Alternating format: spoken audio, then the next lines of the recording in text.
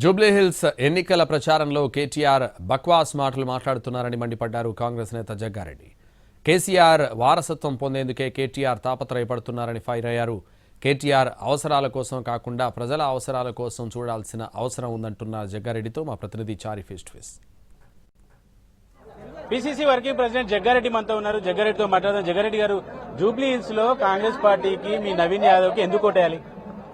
అంటే నవీన్ యాదవ్ గతంలో ఉన్న ఎమ్మెల్యేలుగా చేసిన వ్యక్తులకు ఇప్పుడుకున్న నవీన్ యాదవ్కి తేడా ఏంటంటే, నవీన్ యాదవ్ యువకుడు, గట్టాడు, పనిమంతుడు, చదువుకున్నవాడు, ఫుల్ టైం ఇస్తాడు, సర్వీస్ చేయాలన్న ఆకాంక్ష ఉన్నాడు, ఇవన్నీ ఉన్నాడు. కాబట్టి అందుకనే నవీన్ యాదవ్ యువకుడిని గెలిపిస్తే ముఖ్యమంత్రి రేవంత్ రెడ్డి గారు, అరే నేను నియోజకవర్గం అంతా తిరిగి అప్పీల్ చేసిన, జూబ్లీహిల్స్ ఓటర్స్ అందరూ నా మాటకు చెప్పగానే గెలిపించారు, ఇంకా ఎక్కువ జవాబుదారుగా ఇప్పుడు రూపాయి ఇస్తాడు, 2 రూపాయలు ఇస్తాడు. ఈ రకంగా నవీన్ యాదవ్ వల్ల జూబ్లీహిల్స్ ఓటర్స్ కి మేలు జరుగుతుంది. ఇప్పుడు అందుకే నేను ఇంతకుముందు కూడా చెప్పిన, ఏమని చెప్పినా, నవీన్ యాదవ్ ఎమ్మెల్యేగా జూబ్లీహిల్స్ లో గెలిపిస్తే ఇంటోడు అవుతాడు, పాలెవన్ గెలిపిస్తే బయటోడు అవుతాడు.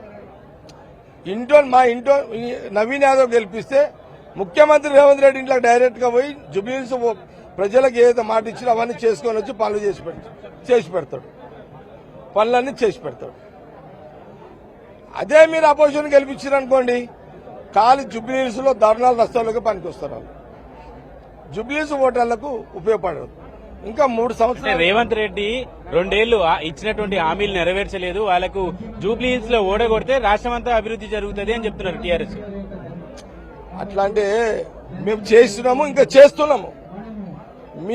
మీరు ఇంకా చాలా చెయ్యలేదు, తప్పించుకున్నారు మీరు 10 ఏళ్లు. మేము 2 ఏళ్లలో ఎన్ని చేయాలని చేసేసినాం, ఇంకా చేస్తాము. కానీ మీరే మీరే మోసాలు చేశారు. కాబట్టి నైతికంగా కాంగ్రెస్ గవర్నమెంట్ విమర్శించే హక్కు కేటీఆర్ కి లేదు. బుల్డోజర్ కావాలన్నా కారు కావాలన్నా తేల్చుకోండి అని చెప్పి కేటీఆర్ ఎన్నికల ప్రచారంలో చెప్తున్నారు. మీరు ఇల్లు కూల్చారని, నవీన్ యాదవ్ రౌడీ అని, ఇలాంటివన్నీ చెప్తున్నారు. నవీన్ యాదవ్ ని ఏదో రకంగా బ్లేమ్ చేసి ఎన్నికలలో ఓటర్స్ ని డైవర్షన్ చేయడానికి ఎక్కడో జరిగిన ఈ బుల్డోజర్ కార్యక్రమాన్ని, ఈ గులగొట్టిన దాన్ని జూబ్లీహిల్స్ లో తీసుకొచ్చి ప్రచారం చేయడం రాంగ్. జూబ్లీహిల్స్ లో ఎక్కడ కూడా గులగొట్టలేడు కదా, ఎక్కడ కూడా అదే ఆలోచించాడు జూబ్లీహిల్స్ ఓటర్స్. ఎక్కడో ఏదో జరిగింది కదా అని దాన్ని పదే జూబ్లీహిల్స్ ఎన్నికలు వాడడము, దీని ద్వారా ఓట్లను డైవర్షన్ చేసే కార్యక్రమం చేయడము, ఎట్లో అట్లా గెలవాలని, షార్ట్ కట్ లోనే గెలవాలని ప్రతిపక్ష పార్టీగా వాళ్ళు ట్రై చేయడము జూబ్లీహిల్స్ ఓటర్స్ నమ్మొద్దు. దయచేసి నవీన్ యాదవ్ గెలిపించుకోండి. ముఖ్యమంత్రి రేవంత్ రెడ్డి గారు జవాబుదారుగా మీ పనులన్నీ చేసి పెడతాడు. ఈ 3 ఏళ్లు కాంగ్రెస్ గవర్నమెంట్ ఉంటుంది, ఈ 3 ఏళ్లు రేవంత్ రెడ్డి ఉంటాడు. ఖచ్చితంగా నవీన్ గెలిపించుకోండి, మీ పనులు చేసుకోండి అనేది ఎన్నికల ప్రచారం. కాబట్టి మీ మంత్రులు, మీ ముఖ్యమంత్రి, మీలాంటి వాళ్ళంతా వచ్చి ఓటర్లకు చెప్తున్నారు, బానే ఉంది. కానీ ఎన్నికల్లో గెలిచిన తర్వాత గతంలో పార్టీ అధికారంలో ఉన్న పార్టీ ఎన్నికల వరకు హామీలు, పథకాలు ఇవన్నీ తెచ్చింది. వాళ్ళలాగా మీరు అనుకోవచ్చా? పోయినా బీఆర్ఎస్ వాళ్ళు హామీలు ఇచ్చి చెయ్యలేదు, మాది అట్లుండదు. ఈ రోజు ముఖ్యమంత్రి గారు కానివ్వండి, మా మినిస్టర్స్ కానివ్వండి, మేమైనా కానీ తప్పకుండా ఈ బై ఎలక్షన్ లో నవీన్ యాదవ్ గెలిపించిన తర్వాత మేము జవాబుదారుగా మళ్లీ వస్తాము. ఇక్కడ ఏమేం పనులు అవన్నీ కూడా చేసి పెడతాము.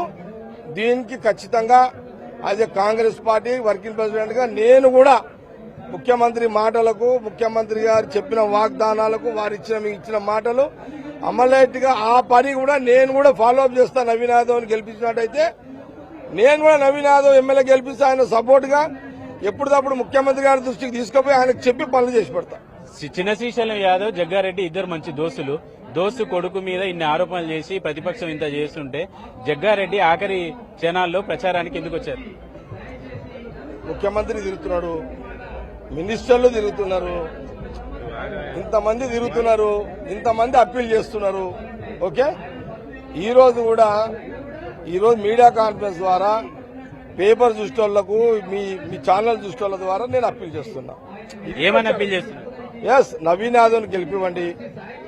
ముఖ్యమంత్రి గారు ఆయన జూబ్లీహిల్స్ ఎన్నికల్లో అన్ని డివిజన్లు కూడా తిరిగిండు, మీకు మాటిచ్చిండు. నవీన్ యాదవ్ని గెలిపించుకోండి, చేయి గుర్తు మీద ఓటేయండి, నవీన్ యాదవ్ని గెలిపించుకోండి. ముఖ్యమంత్రి తప్పకుండా రేవంత్ రెడ్డి గారు పనులను చేసి పెడతాడు. మంత్రులు కూడా మళ్ళీ మీ దగ్గరకు వస్తారు, నేను కూడా మళ్ళీ వస్తాను. తప్పకుండా ఈ 3 ఏళ్ళు అభివృద్ధి చేసి పెడతాము. మాకు అవకాశం ఇవ్వండి, మా అభ్యర్థి నవీన్ యాదవ్ను గెలిపివ్వండి. 30,000 మెజార్టీ ఇవ్వండి అని సీఎం రేవంత్ రెడ్డి అప్పీల్ చేశారు. మీకు ఏమనిపిస్తుంది?